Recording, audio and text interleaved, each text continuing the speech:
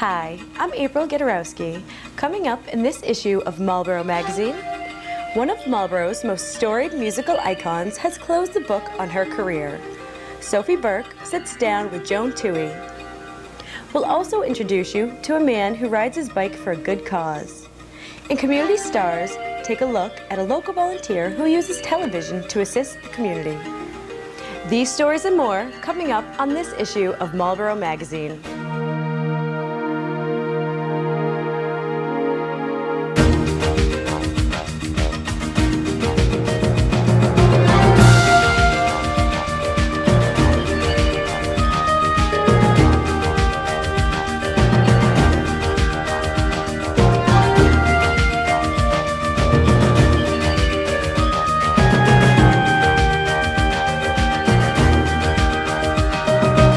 Hello everybody and welcome to this issue of Marlborough magazine. I'm Susan Loffer. And I'm Dan Ginden. We're very excited about this issue. We have a lot to bring to you. We have a lot of great stories to share, starting with our first one about Ed O'Coin of Marlborough, who will be cycling in the Pan Mass Challenge. We think you'll agree that Ed's story is an inspiring one.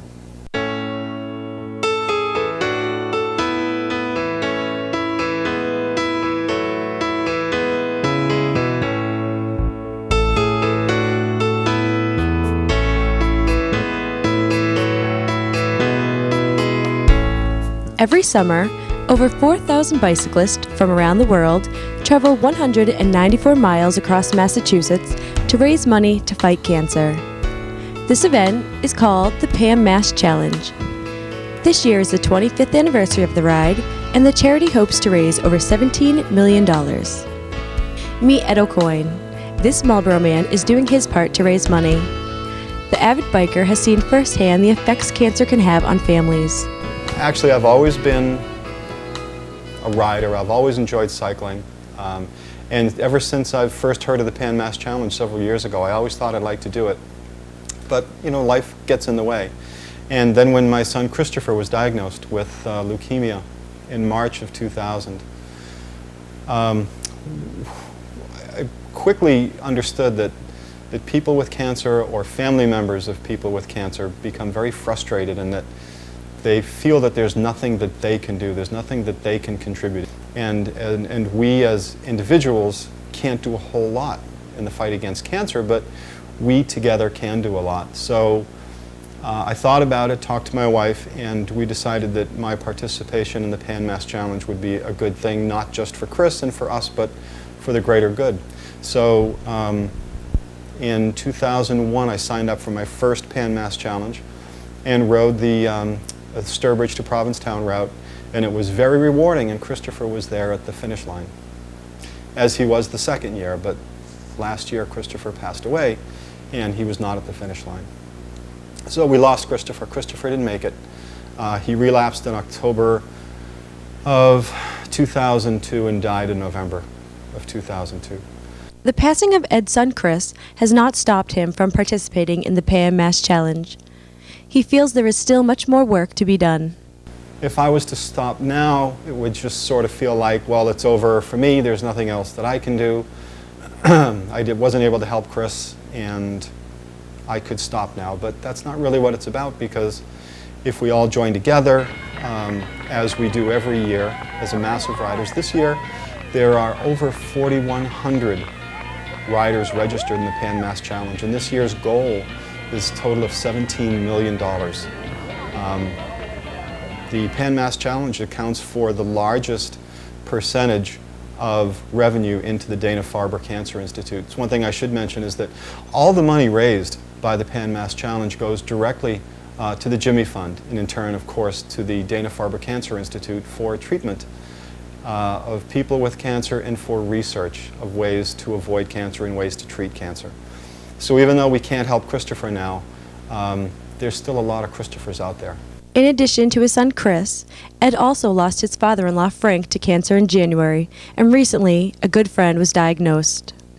All of these people helped to motivate Ed the day of the race. One of the major things you do is you think about who you're riding for.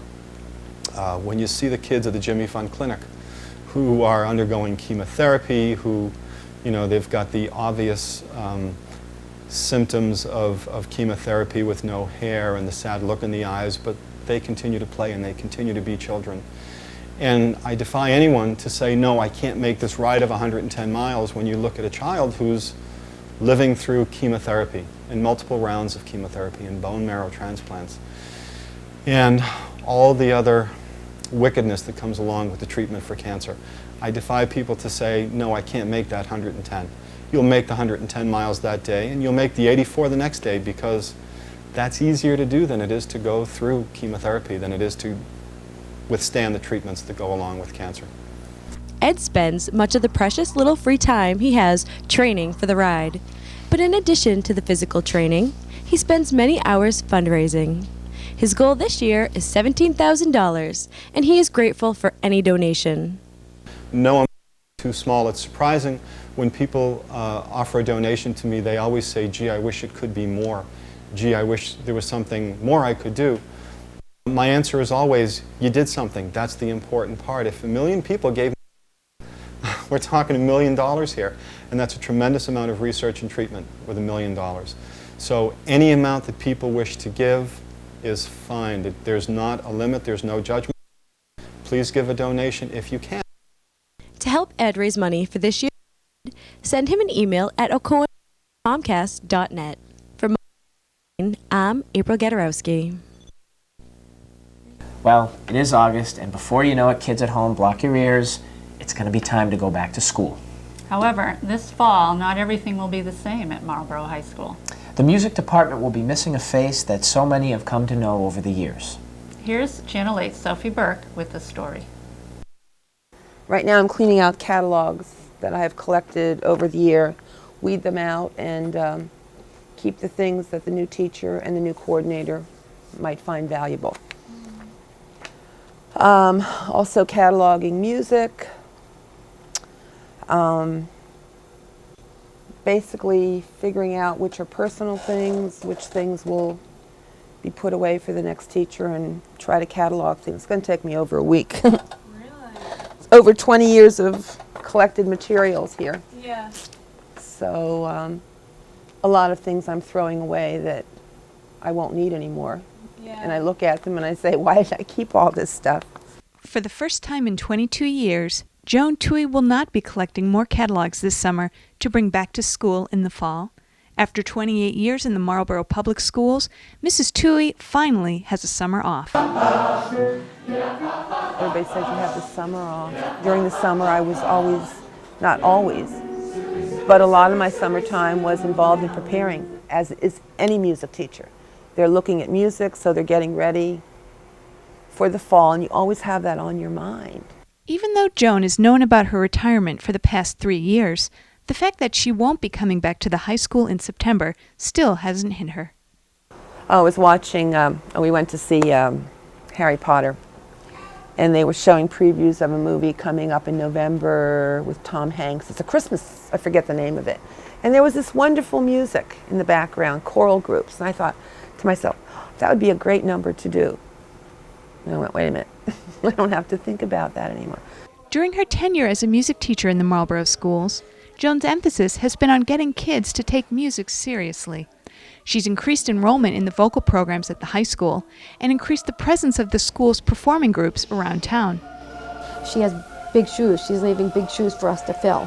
I think that we can't forget that part of the job that she does is that of public relations, without a doubt, more so than a lot of other teaching roles in the school. They're asked to be out there for Rotary Club functions, for senior functions, you name it, they're there. And so her performances and her kids and Joan become public relations specialists for the school, and they do an amazing job at it. Under Joan's supervision, Marlborough music students have won recognition in district, state, and regional competitions.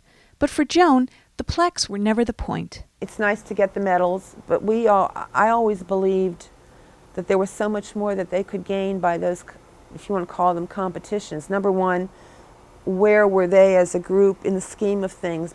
Secondly, it afforded these kids an opportunity to hear other groups. And if you go out of state, they're listening to groups from all over the country. And to have some kind of common interest with other kids. That's my reason for going on these competitions. The award it's great. I mean, it's nice, but I never got bogged down with that. What was important to Joan was all the hard work that led up to the performances.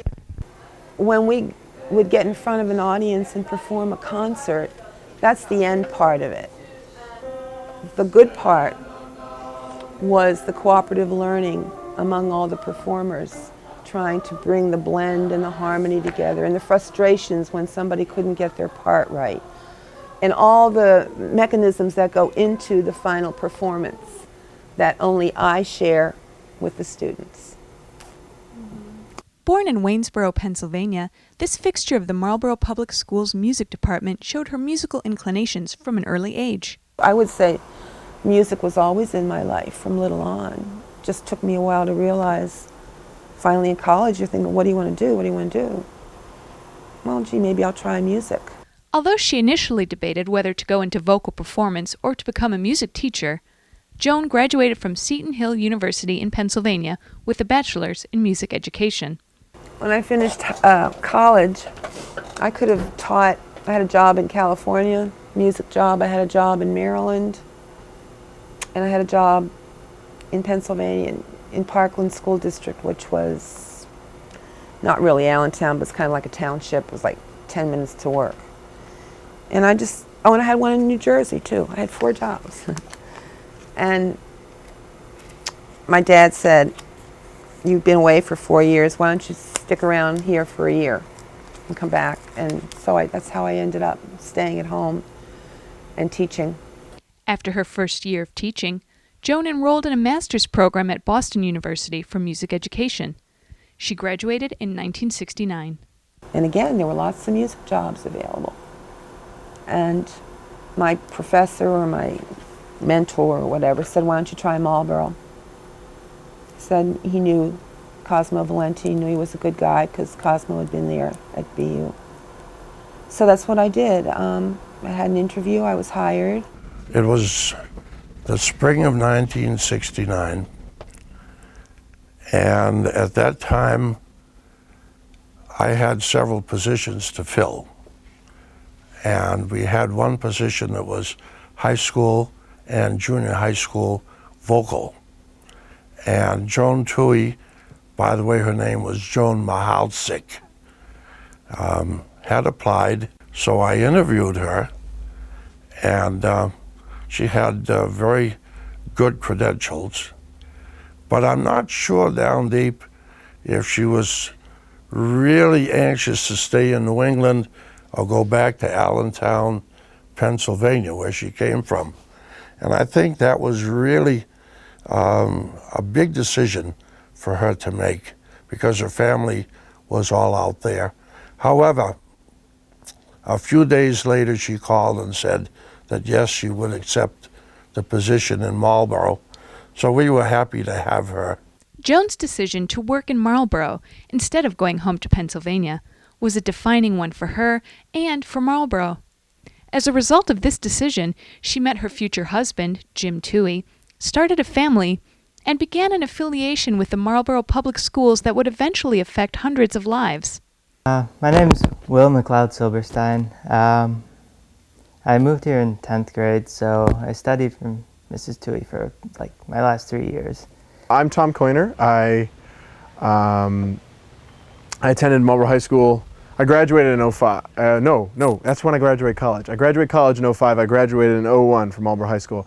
My name's Steve Nicholson, and I actually only had Mrs. Toohey for 1 year as a teacher. Okay. My name's Tim Grady, and I had Mrs. Toohey for 3 years. My name is Jenna Bracciali, and I've had her for 4 years. My name is Megan Fadkin. I've had her for 4 years. Oh, okay. Some of Joan's accomplishments during her 13-year tenure as a music coordinator for the Marlborough Public Schools include instituting a music technology lab, creating an a cappella choir group, and resurrecting the orchestra. But over a career filled with achievements, one experience in particular stands out. When the a cappella sang at Fenway. There you are on the field singing the Star-Spangled Banner and "O Canada," and you're looking at yourself on the big monitor. That has to be one of the highlights. of my career. Maybe the highlight, as it was for those kids. We were just looking back at the pictures. I'll never forget it. They'll never forget it. It's really nice to be like, yeah, you know, sang at Fenway, Boston Red Sox, yeah, whatever, you know, it's cool. It was, you know, just a thing, you know, we did it all the time. But I don't know. Yeah, it was wonderful. One of Joan's more recent accomplishments, however, is also among her most appreciated. In 2001, she brought an honors music theory course to the high school that eventually became advanced placement status. So clearly, taking music theory has been valuable for you folks. Most definitely. Definitely. Okay. Such a tough subject, and she taught it very well. Yeah. By having advanced placement music theory available at the high school, Joan's more serious students were better prepared for college and beyond. This fall, Jenna Bracciali will be majoring in musical theater, and Megan Fadke will be majoring in music education, both at New York University. I have to take music theory classes for 4 years, and they place you, they give you like a test, and they place you on how well you like can do, starting from like beginners to like advanced. So hopefully I'll get a step up on that. Even for my applications to college, I had to take I had to take 2 placement tests for theory, just theory exams, to see, you know, how I kind of where I fell on the rest of the applicants. And so I don't know what I would have done if I didn't have, you know, the 3/4 of a year of music theory that I had had. But whether they took AP music theory or sung at a Red Sox game, the biggest impact on the students seems to be Joan herself. I can certainly say I'm not going to remember any of the songs we sang. I'm going to remember the skills she's taught me. But more than anything, I'm just going to remember what kind of person Mrs. Toohey was. My fondest memories of Mrs. Toohey are of how friendly and approachable and just wonderful as a person she was. I mean, outside of, you know, intervals and stuff and, you know, chord and minors and singing on diphthongs and stuff. I think Mrs. Toohey taught me how to be a better person. On June 12th, Joan's colleagues, students, family, and friends gathered together to celebrate Joan's retirement. The surprise party, held at the Radisson Hotel, was organized by the Marlborough Music Association, a group that Joan helped to strengthen over the years. In a testament to her legacy, 68 of Joan's former students, family, and friends got up to say thank you to Joan in a language that she helped teach them to understand: music. The Joan Toohey Alumni Chorus was conducted by former student Matt Sawtell with accompaniment by Jennifer Dragstadt. For Marlborough Magazine, I'm Sophie Burke. Sing, sing, sing, sing. Everybody start to sing like dee-dee-dee, ba-ba-ba-da. Now you sing like everything. When the music goes around, everybody's gonna go to town. But there's one thing you should know. Sing it high and sing it low. Oh, sing, sing, sing, sing. Everybody start to sing like dee-dee-dee, ba-ba-ba-da. Now you sing with a real good swing. This month, our Community Stars segment focuses on someone a little closer to home here at M8. This time, the spotlight falls on a community volunteer who dedicates his time to the city in a very special way. Here's Bob K. Story.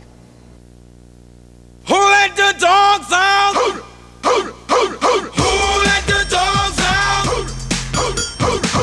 Last month, we told you what it means to be a volunteer. This month, we'll introduce you to a man who not only serves the community's sports programs and the Boys and Girls Club, but he also gets messages out by way of television. Bill Bryant is a poster child for volunteerism. He has done so many things that for the youth of the children of Marlborough Youth Baseball. He comes down, he films unselfishly. I mean, Bill's been, phenomenal with this station. He's, an icon really here at M8, I think. Bryant came to Marlborough in 1973. He has a wife, Kathy, and a son, Mike. Although his brand of volunteering he does today was still close to 30 years away, he always seemed to have a heart for it. I guess I've always been involved in that, even when I was in school. Always the one that was willing to wipe off the chalkboard. They won't remember this, but we used to have to ink up the chalkboard as well as wiping it off. They probably don't know what a chalkboard is now, but taking the baskets out or helping out Even back then, I was involved in youth sports in St. Mary's of Cambridge in the CYO organization, and ran a few basketball leagues back then. This is our extended family. You know, you live in the community. There was a period of time I would drive in, drive out, and that was about it, until I started reaching out and meeting people and getting involved. And once you start doing that, you see the differences it makes. Bill loves spending time with his family and firmly believes in teaching his son by example. That is why Mike helped out so much when Bill first arrived at Channel 8. It started with a show about dogs named Casey's Corner. What Bill Bryant does now is a tremendous help to all in the community. Bill is a giving person. He's a caring person. He's a person that's not afraid to volunteer. And he has made Marlborough a better place, and I'm happy to have Bill as a friend of mine. He comes down, he films unselfishly. He started a TV program, which we call Around the Bases, and it was his idea. He comes up with all the ideas for the spots, tries to get as many children on as he possibly can. And just the other things that I hear about him as far as the basketball and football and all the other sports that he does. He's a real community advocate, a real community leader, and it just isn't enough to express my appreciation from every child in Marlborough Youth Baseball, all the managers and coaches. There aren't many areas of the city that haven't had their message sent out by Bill Bryant. Along with Casey's Corner, the Big Sandwich, and Around the Bases, he has done many public service announcements for the fire department, the post office, the public schools, and many more. Bill's lineup of video-related volunteer projects reads longer than that of many of the network affiliates' best producers. Being an Access veteran, Bryant has been able to help others on their shows or even teach those who wanted to start a new show. Last few months I've been wanting to publicly thank Bill for all his help he gave us on starting the show and making it continue. And every month I just seem to get tied, so involved with the show that I forget to do that. So when you called and said you were doing this, I thought, what a great time to make sure that we do thank Bill for all his help. And because without Bill, the show wouldn't have been the way it is today, Not everyone in the city can volunteer as much time as Bryant or others. That is one of the many great things about volunteering. If you only have an hour here or an hour there, it's okay. Bill Bryant thinks everyone should try volunteering in some way, at least once. If they haven't done it, I think the schools, I think there should be part of a program at every grade level to not only volunteer at the school, but volunteer in the community. I'm Bob Kays for Marlborough Magazine. August is full of fun activities for Marlboroughites, but here at Marlborough Magazine, we wanted to take a special look at two. M8's own Access producer, Joe Abendanzio, comes to us with a story about a very unique fundraiser for cancer. What is a riding lawnmower race? Well, basically, it could be anybody like you or myself with just basically a riding lawnmower. The mower could be completely stock, one that you just cut the grass yesterday. The only requirement is that it has no blade. I want a good clean race. I don't want no one cutting the grass. The Joe's Garage Riding Lawnmower Race is a fundraiser for the American Cancer Society. Held here at the Marlborough Fishing Game, the day's activities are going to include a buffet breakfast, pony rides, train rides, chaotic wrestling, and best of all, mower racing. This year's event will be on August 29th from 8 to 5 p.m. To find out more about it, check out our website at www.mowerraces.com. Marlborough Magazine, I'm Joe Abendanzio. Thanks, Joe. And for summer fun, one need look no further than the Marlborough Public Library. Ever been to a book club? With One City, One Book, a Marlborough Public Library's 100th Anniversary Committee, the library is hoping to transform the entire city of Marlborough into one giant book club. Chosen for its timeless appeal, the book the library hopes that everyone in Marlborough reads is Charlotte's Web. To kick off the project, the library invited E.B. White's grandniece, Lindsay Sinclair, to sign books and talk to patrons. She also brought with her a display of her granduncle's possessions. I think the one city, one book concept is fabulous, and I think Charlotte's Web being the first book that they're doing is wonderful. Local stores such as Borders, Annie's, and the Paper Store have been keeping copies of Charlotte's Web in stock. The One City, One Book project ends with an ice cream social on August 23rd from 6 to 8 p.m. on the grounds of the library. But if you missed that, don't worry. There will be plenty of other events sponsored by the 100th Anniversary Committee at the library. And Marlborough Magazine will be featuring a story about the library's anniversary in its September issue. Stay tuned. So that does it for another issue of Marlborough Magazine. Like I said, jam-packed with all sorts of stuff. It was. Thank you for joining us today. Enjoy the rest of your summer. I'm Susan Loffer. And I'm Dan Ginden. We'll see you in September.